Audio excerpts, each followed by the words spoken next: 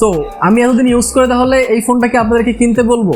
যদি আপনাদের একটা লং টাইম ব্যাটারি দরকার হয়, একটা সলিড ফোন দরকার হয়, আইপি রেটিং দরকার হয় যে ওয়াটারপ্রুফ হবে আমার ফোনটা, আর একটা সলিড ফোন হবে যে হ্যাঁ হাত থেকে পড়ে গেলে সমস্যা নাই, তাহলে এই ফোনটা আপনারা কনসিডার করতে পারেন যারা পারফরমেন্স এতটা চান না। বাট যদি আপনি পারফরমেন্স ফ্রিক হয়ে থাকেন এন্ড আপনার যদি মনে হয় যে ভাই আমার গেমিং করতে হবে আর আমার প্রসেসর ভালো লাগবে, তাহলে এই ফোন আপনার জন্য না। ইভেন সেলফি ক্যামেরা আমার কাছে এতটা পছন্দ হয় না। সো আই হোপ আপনারা বুঝতে পেরেছেন।